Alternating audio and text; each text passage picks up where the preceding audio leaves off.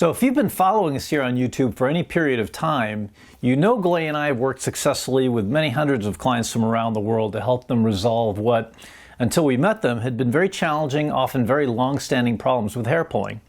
And depending on where you heard about us, you may be aware that we've become known for getting rather dramatic results with our clients pretty quickly. All right? So now there we may be, and things are typically rolling along really well for our client, maybe for weeks, and then just by mistake, maybe they weren't paying attention or something, our client might have pulled a hair or two, sometimes without even realizing what they were doing. And you know what can happen next? Not all the time, but a fair percentage of the time. The moment they realize that, they're just like, oh man, I just blew it. There goes my streak. They're literally telling themselves they just ruined this extended period of freedom from pulling. And of course, when that happens, they feel bad about that. And you know what happens next? Look, if you're a hair puller and this story sounds familiar, you probably know what happens next. You just keep on pulling, right?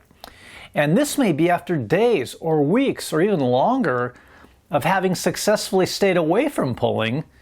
But you lose focus for just that moment, you stop paying attention for a moment, you make a mistake with one or two hairs, and all of a sudden you find yourself right back at it again, practically full force. What's going on with that? What changed? Why is it that after all that time when there's practically no pulling at all, and then just one or two or a few hairs pulled and it just all seems to come rushing back? And it feels like you're right back to where you started, right? What happened there?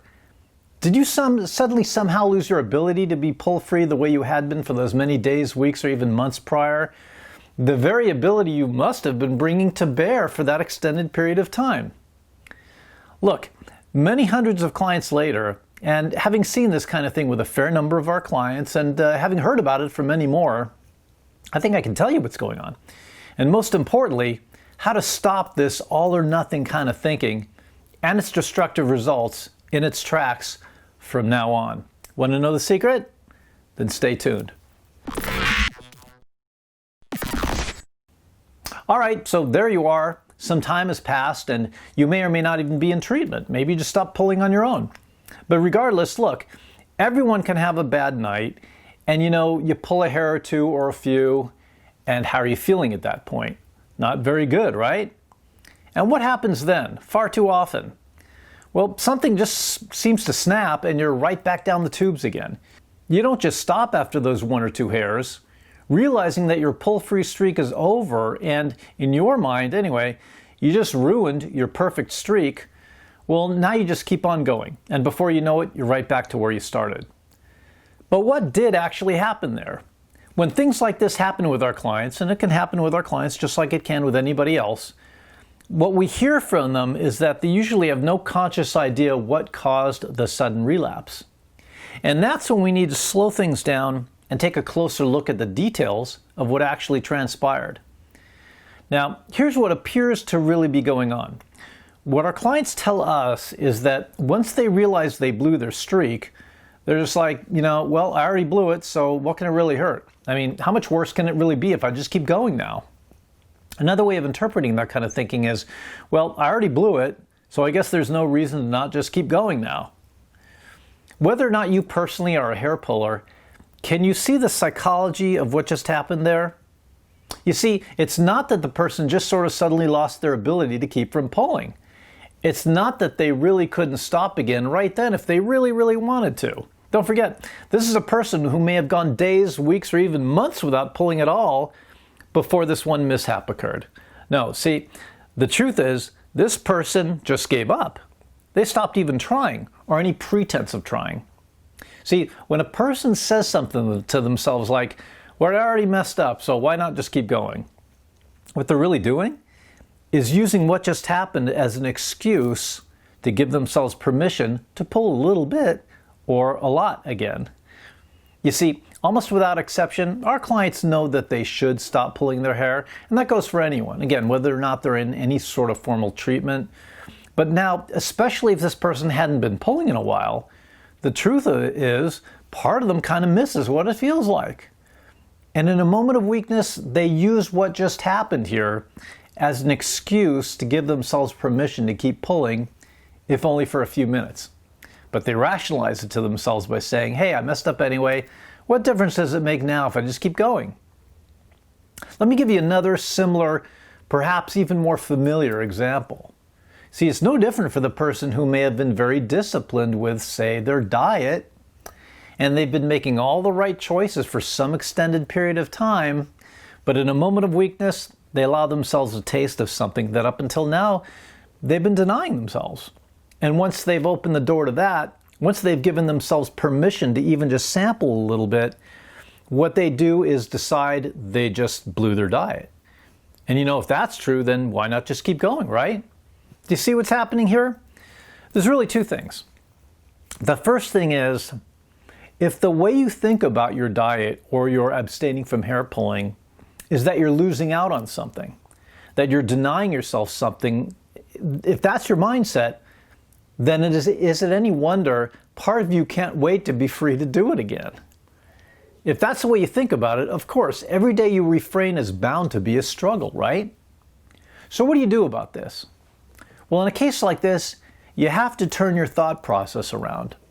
Rather than thinking of your dieting or your abstaining from hair pulling as something that's causing you to lose out on something, you need to consciously make a habit of choosing to focus on what making this change gets, what it'll ultimately get you. See, it's a matter of continually reminding yourself of everything you have to gain by making this change. Remember, whatever we focus on habitually, more of that tends to show up in our world. If we focus on struggle, that's very probably what we're going to experience more of. But if we focus on gain, creating more, being more, having more as a result of this change, the easier you're going to find it to stick to your plan. So for example, how are you going to look when you've made this change? How are you going to feel? Where are you going to be free to go that maybe you haven't felt free to go up until now? What are you going to be free to do that you haven't felt truly free to do up until now? What are all the positive changes you know you have to look forward to when you finally achieved your goal? What's it going to mean for you physically, socially, emotionally, psychologically, in your happiness, in your family's happiness? What's it going to mean for you in your finances and in your overall freedom in life? What's your life, your world, going to look, sound, and feel like when you've truly achieved your goal? See, a continual focus on this, instead of how hard it is to stay on your diet or how hard it is to stay away from pulling, that's going to make a huge difference for you when you have a bad day. And, we all have those, right? Now, the second thing is this. You need to be aware of the meaning you assign to the events of your life.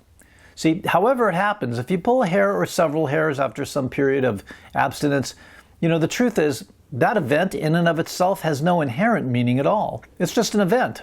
It's just something that happened. You pulled some hair. It has no universal objective meaning until you assign a meaning. Now, if what you tell yourself is something like, I just blew it, or I just ruined my streak, if that's the meaning you assign to what happened, how do you suppose you're going to feel? Not very good. And gee, what do we tend to want to do at times like that? When do we tend to want to pull our hair? Well, we're not feeling very good, right? So, truth be told, not only do we miss pulling and the feeling we used to get when we were doing that, but now we just created the worst possible kind of scenario for us to try to get a hold of ourselves. Because of what we just said to ourselves about what those one or two hairs pulled means, now we feel awful, and now we need it, or maybe even want it, more than ever. So where did things go wrong? Well, again, it went wrong by way of the meaning we assigned to what just happened. So now, other than I just blew it, what else could you decide that event means, which if you did, would support you in your efforts to stay pull-free instead of hurt you? Well, here's an idea. My wife and coaching partner Glay and I, we have a saying. And that saying is, there's no such thing as failure, there's only feedback. In life, some things are going to go right and some things are going to go wrong. There's just nothing you can do about that. That's the way life is. Even the best laid plans can go astray. But again, it's not what happens that determines how we feel. It's what we decide it all means that determines how we feel and thus how we respond to adversity in life. So for example, instead of beating yourself up for what just happened, you could ask yourself what there is to be learned from this event, the knowledge of which could make it much more likely that you'll pull yourself together and make better choices for yourself in similar situations in the future. That's doing something with what happened that empowers you in your future rather than disempowers you. See how all this works?